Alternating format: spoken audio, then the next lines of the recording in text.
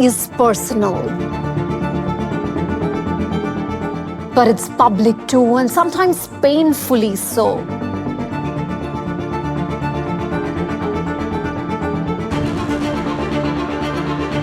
It can unite, it can also divide, and the British played that card like pros, twisting faith to keep control.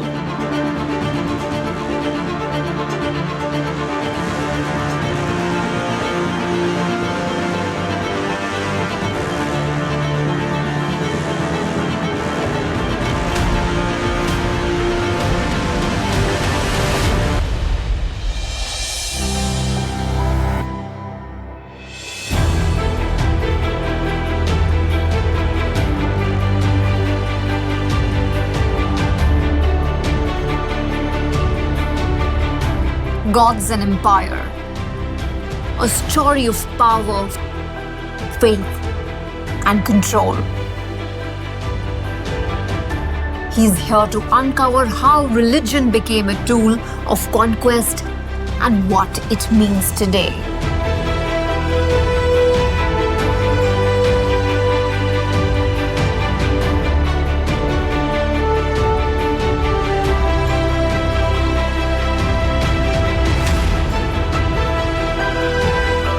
Mr. Tharoor. Hello. How are you? How lovely you look. This is our traditional Kerala attire. Beautiful.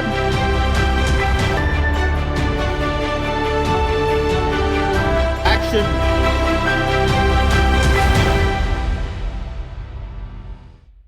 He's made millions rethink what they were taught. He may just do that to you today. Dr. Shashi Tharoor. Welcome. Hi, Runjhun. How are you? Very good. So our episode today is called Gods, and which is why I think it would be fair for me to ask you this question. People are online, they are bugged. They want to know if British really misunderstood Hinduism, or was it their plan all along? No, actually, they wanted to understand. See, the thing about colonialism is when you come and conquer a place, at least the British wanted to know as much about it as they could. But what they got was not necessarily a truly accurate reflection of the lived reality. It was what they thought it should be. Now, for example, William Jones, who was a very genuine Orientalist before it became a bad word, somebody who was interested in Asia and the Orient, took the trouble to learn Sanskrit, learn Persian. He was very serious about his discovery of the region. He said, we've got to find out what these Hindu laws are. So he called a bunch of Brahmins together because he assumed that only Brahmins knew all of this. And they wrote something called the Code of Gentoo Laws in the 1790s. And this basically obviously was self-interested. It was about depicting the Brahmins as the king of the walks, as in charge of everything, the top caste in the hierarchy, the people who had to be deferred to for everything, who had got all the key positions, etc., which may or may not have been entirely true, but this is what the British then believed was the way to proceed. And you saw this very frequently, as I mentioned in another episode. The map, the census, the writing of laws, the categorization, the understanding of the caste system, everything was part of the colonial desire to categorize and control through understanding. Now, that doesn't mean that was necessarily bad. It was about, for them, it was about control, but it was an effort, some degree, to understand. But there were also the snooty, racist colonialists who were not bothered to understand. A classic example is Macaulay. Macaulay, who came and said that all the learning of Arabia, Persia, and India is not worth a single shelf of English books. Now, how did he know that? He didn't know Arabic, Persian, or any Indian language. He hadn't read any of these things. He was just convinced that his racial superiority was such that all that mattered was this one shelf of English books. That kind of attitude was also there. And part of the problem with British understanding was that they saw us through their prism. So I often joke about the three M's in the 19th century who did so much to distort the perception of what India was all about. There was Mill, who wrote a history of India without knowing India, and who categorized Indian history into sort of an evolutionary thing of three periods: the Hindu period, the Muslim period, the British period. This was John Stuart Mill's contribution to the understanding of India. Then you had Macaulay with his snooty, sneering contempt for everything to do with Indian practices, Indian religion, Indian culture, Indian education, all of that. And then you had Max Müller, who is a German Anglophile. I mean, he wrote in English and so on, he was of German origin, who came up with ideas that got very entrenched in for example, this entire notion of the Aryan race. It was partially based on linguistics. It was the idea that, in fact, even William Jones, 50 years before Max Müller, had theorized that the similarities between Sanskrit, Latin, and Greek could not be purely coincidental, that maybe they derived from a common origin. Max Müller codified this into the idea of the Indo-European linguistic family, and the Aryan race as the embodiment of it. Now, this was contested and argued because obviously many racists didn't like the idea that Indians and Europeans were from the same race, the Aryan race. Others, of course, in India would often embrace this kind of thing. Some Europeans said, well, maybe they were once the same origin, but the Indians have degenerated and we are now superior. So all of this nonsense went on as well. But these people kind of framed a certain understanding. And then there was a fourth M, another fellow who knew nothing about India, never visited, didn't have a clue, Karl Marx, who came up with this theory of Oriental despotism. And ironically, because everyone thinks of him as this iconoclastic, radical theorist, he actually wrote justifying British colonialism because he felt that Oriental despotism and the evils of Indian rule and the way in which our country were being remedied by British colonialism. So if you want, the shaping of the perceptions of India by 4 M's are all really worth pointing the finger at with some despair. What about the British and other Europeans trying to convert people into Christianity? Was it forced or was it more low-key? Also, tell us whether the British were really interested in religion or was this all about politics? Actually, it's all very complicated. To begin with, the original colonial impulses of the British were different from theirs, for example, of the Spanish. When the Spanish went off to Latin America, it was explicitly in the service of God to convert the heathens, to bring the light of Christianity to the people of Latin America, etc. This was very much the core mission. For the British, they came to India to make money. In fact, they were so clear about that they did not encourage priests to come to India. You will not believe this. The British have been around since 1614 when the first British embassy came to visit Emperor Jahangir. It was only in the 1820s that the first British bishop was allowed to set foot. For 200 years, the British were openly about making money, exploitation, loot, and they did not want morality and priests coming and lecturing them. In fact, if you read the texts of those days, the early critics of the East India Company and their misadventures were, in fact, religious leaders in England who thought it was immoral what the British were doing in India. And by the beginning of the 19th century, therefore, the narrative changed. Now, these priests who came, they had another challenge with India. Those who came to Kerala, and this is not just the British, the Portuguese before them, were stunned to discover there were Christians there already. Because Christianity had come to Kerala at the time of Christ. St. Thomas the Apostle, doubting Thomas, was supposed to have landed on the shores of Kerala around 52 AD and converted a lot of people to Christianity. 1800 years after Christianity first came, there were already flourishing Christian sects, and the British were teaching a new kind of Christianity, which is the Anglican Protestant version. Right, so the Portuguese have brought Catholicism. Before that, the original Orthodox Church had come and established itself. There were St. Thomas Christians following the so-called Mar Thoma tradition. And now you have the Anglican Protestants coming, the London Missionary Society. They then started converting. When you ask me, was this politics? Yes and no, because religious conversion has its own impulses. Did it have political benefits and implications? Obviously, yes. Because what had happened is that the local rulers had to make their peace with the new powers, the British colonials. So they would, for example, give land to churches and church groups. They would give other grants.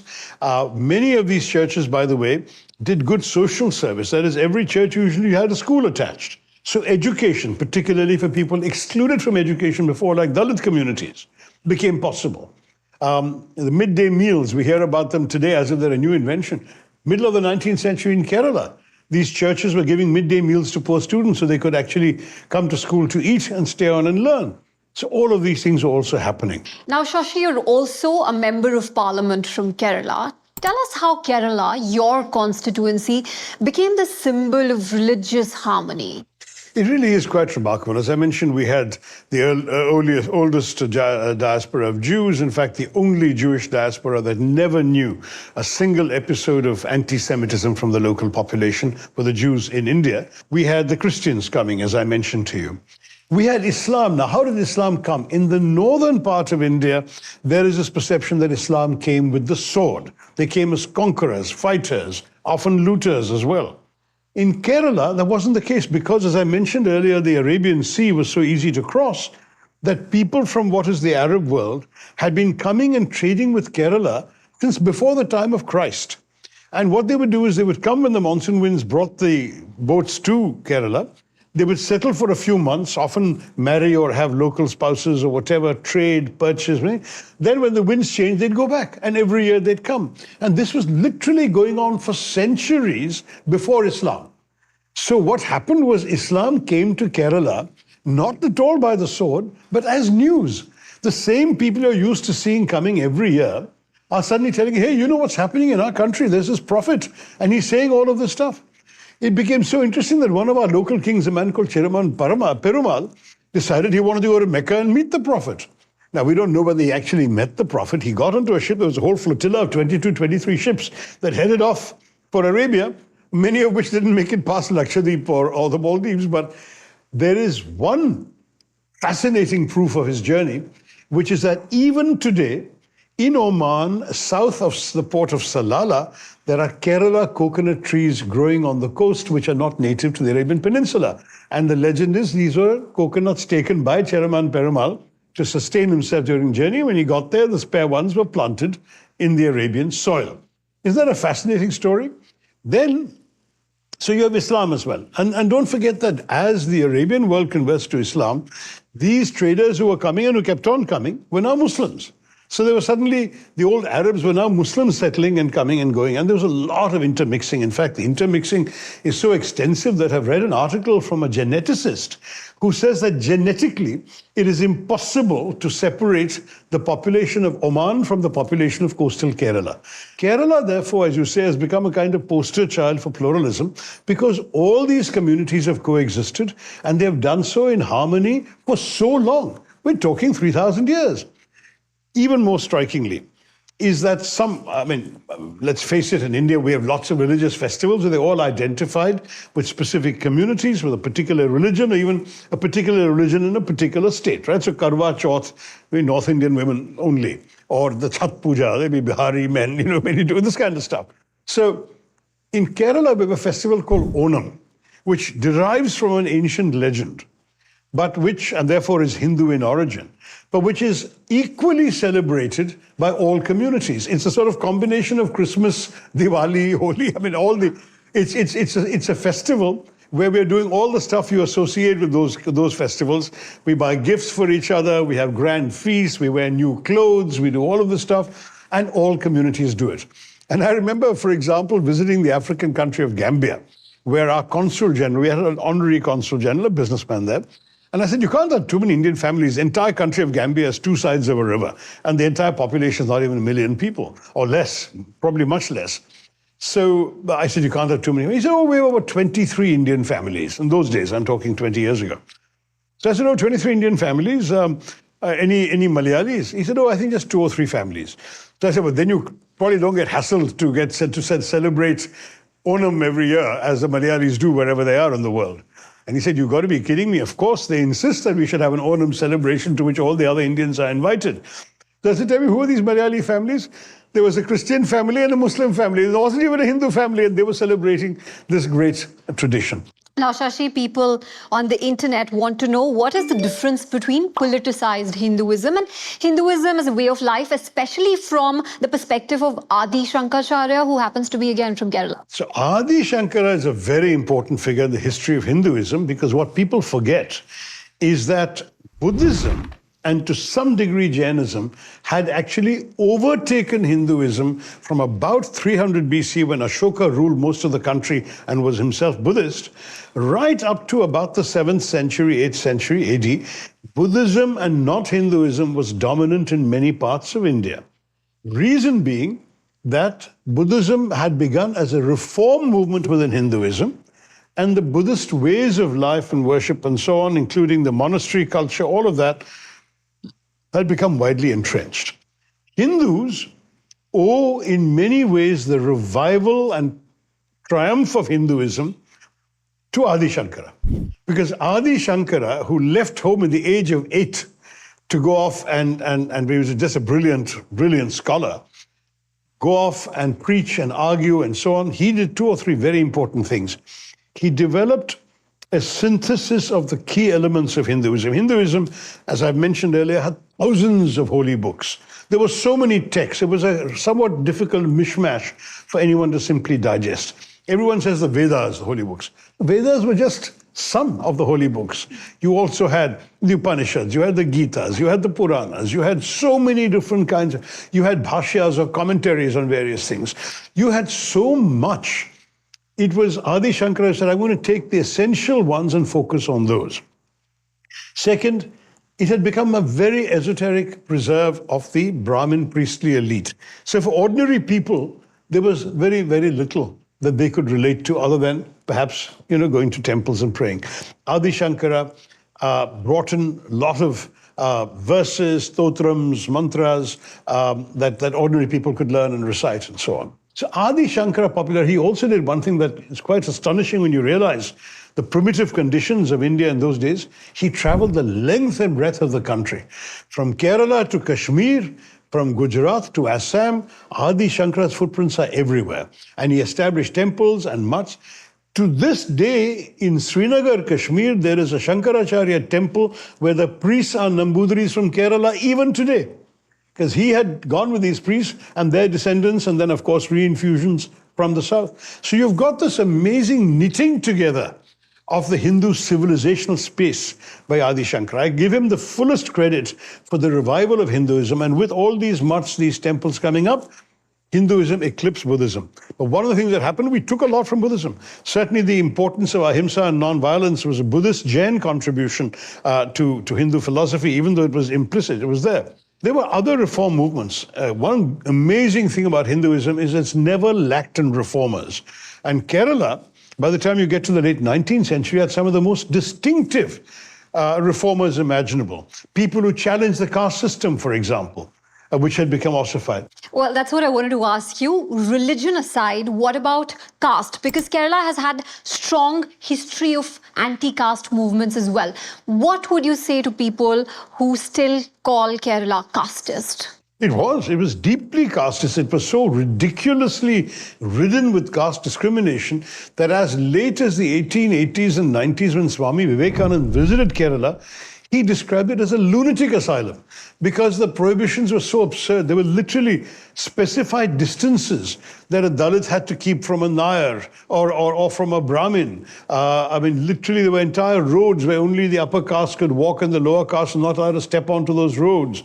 There were temples, of course, from which the lower castes were excluded. You had all sorts of prohibitions. And Vivekananda was astonished that human beings could treat other human beings in this appalling way. So there was a lot of this, but because there was that, there was also a resistance to it. And so you had scholars, thinkers, sages, spiritual leaders saying, we've got to challenge this. As far back as the early 19th century, there was Thaikad Ayyavaswamy, who challenged caste system, who encouraged people to dine together, which was unheard of before, that you couldn't have meals with people of lower castes. Then you have people like Mahatma Ayyankali, the great Dalit reformer, who challenged the prohibition against Dalits riding bullock carts or Dalits wearing turbans or Dalits going on certain roads by breaking all those prohibitions and challenging the authorities.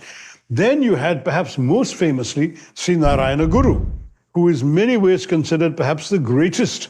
In fact, there was a poll of the greatest Keralite of the millennium by a major Malayalam newspaper in 2000 when the millennium was over, and Sri Narayana Guru won heads up, even ahead of Adi Shankara and others, because he reformed all of these practices. His famous slogan was one caste, one God, one religion for all mankind. And he wanted people to look completely beyond these artificial distinctions. At the same time, though he did this within the fold of Hinduism, and Hinduism, therefore, in many ways owes its survival and prosperity in Kerala to the fact that the existence of a reformer like Sri Narayana Guru meant that the lower castes whom he empowered no longer had a reason to go and convert to some other religion, because within their own religion they found empowerment and meaning. Even then, he had another famous line: it doesn't matter what your religion is as long as the man is good. So this whole business that humanism should be part of the social reform movement also comes from Sri Narayana Guru. I also want to ask you, did the British manage to pull off their divide and rule in Kerala? Not entirely. It gets a bit complicated. Kerala, as I said, Muslims, Christians, Hindus coexisting for a long time, but there were inevitably distinctions. In the 1920s, there was something called the Macaulay Rebellion, where a large number of Muslims, smarting against British policies, rose up in arms. Now, there are various theories about what exactly happened. Some, if you like, the sort of Marxist or leftist school of thought is it was essentially not a religious rebellion, but a peasant rebellion against landlords who happened to be Hindus, mainly Nayars, and the British. There's the other theory that it was a communal disturbance between Muslims and Hindus, whatever it was, and whether it was a direct result of British divide and rule or an indirect result. That was the one period in the 1920s where there was some fairly vicious communal violence.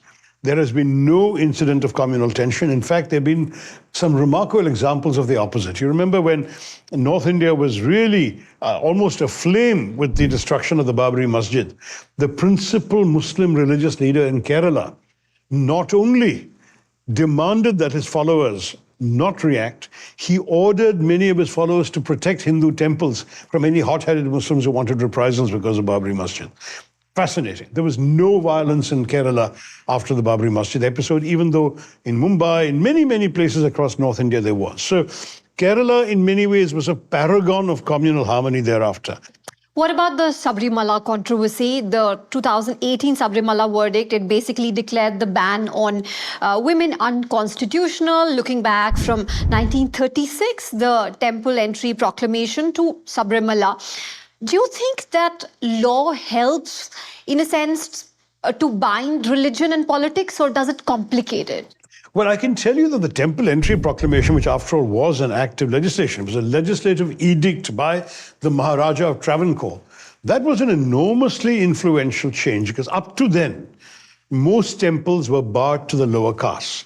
It was the great Kerala artist Ravi Varma, Raja Ravi Varma, who had first started depicting Hindu gods in art, which was then using the newly invented lithograph printing press, printed for mass sale. So suddenly, even the lower castes who could not enter temples could have pictures of gods in their homes to worship. That kind of popularization also began in Kerala. So you have all these contradictions. Now, at the same time, there are very deeply entrenched traditions in every faith. So just as I was talking about the Catholic Church having its own rules, which no one challenges because they come from faith, similarly, Sabrimala, the story is that this particular deity, Lord Ayyappa, was a brahmachari who actually retreated into the Sabrimala temple in the forest, in the middle of the forest on top of a hill, and in part escaping an arranged marriage with his princess. In fact, there is a separate shrine to the princess some distance from the temple where you can actually have her looking longingly, as it were, towards him. So the custom is that anyone who goes to the Ayyappa temple in Sabrimala is a believer in this legend and therefore respects the prohibition that says that women of marriageable age, or in other words, menstruating women, so women from 10 to 50 essentially, should not go because it would be an offense to the sight of the deity. Now, this belief is so deeply entrenched that the logic is irrefutable when people say, and women have told me this, that any woman between 10 and 50 who goes is not a believer, because if she believes she will not want to go, it will be insult to the god. And those of us who believe we will not go till we're 50 will wait. Now, that's the kind of belief system there is. The other argument that is often made is if you want to worship Ayyappa, there are Ayyappa temples all over Kerala where this particular legend is not relevant. This legend only applies to the Sabrimala temple because it's the forest and the hill. But in this particular case, the judicial pronouncement by the court encountered so much resistance that the matter is still under review. Now, there are so many beautiful stories from your constituency, from Kerala, Ophir being one of them. Ah, yes. Some were even challenged by colonialism. Was Ophir one of them? Well, Ophir actually is legend going way back before colonialism. It's Puvar in my constituency that was Ophir. It was a very major port in the days before Christ. And there is a lovely British poem by John Masefield called Cargoes, which begins with a verse that goes like this: Quinquirem of Nineveh from distant Ophir, rowing home to haven in sunny Palestine, with a cargo of ivory, apes and peacocks, sandalwood, cedarwood, and sweet white wine. That's, the legend of Ophir. I mean, the apes and peacocks come from Kerala. The ivory is from the elephants of Kerala. Shashi, since we're talking about Kerala, I cannot not ask you about the Kerala story, that contentious, controversial movie. Has that kind of propaganda spread across the state? No, on the contrary, it was completely and unceremoniously rejected in the state. It really was not just propaganda, it was just blatantly false. It was just an embarrassing. The real Kerala story is a story we've been talking about, a tale of diversity, pluralism, coexistence, and harmony, with very, very few exceptions. But the Kerala story of the film alleges that Kerala is this hotbed of Islamic radicalization where 32,000 women have been forcibly converted and made into more or less mujahideen slaves kind of thing. The whole thing is preposterous. There have been precisely 3 cases in the entire state of Kerala in which women who were not originally Muslim, married Muslim men, were radicalized, and 2 of them went off to Afghanistan and fought, and the husbands were killed in fighting for ISIS or Al-Qaeda or Taliban or God knows whom. One of these women is still in jail. One family was completely obliterated in American bombing during all we're talking about a few years ago. But there are 3 cases, 3, not as the trailer of the film alleged, 32,000. This kind of film is a disservice not only to the false story that it tries to depict, but to the society from which it emerges and to the country where it tries to screen this. So I have to say that it's a real shame. And films that end up with audiences being exhorted to bay for the blood of a particular community and so on is really, really pathetic. So I'm ashamed that such films are made. I'm ashamed that the Film Certification Board has certified them for public screening. But in Kerala, certainly, it had no traction whatsoever. It was unceremoniously kicked out, rejected by the viewers of Kerala.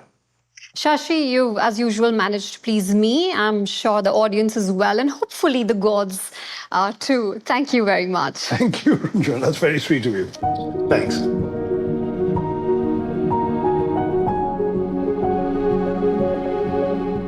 Religion was a tool of conquest, twisted to control and divide.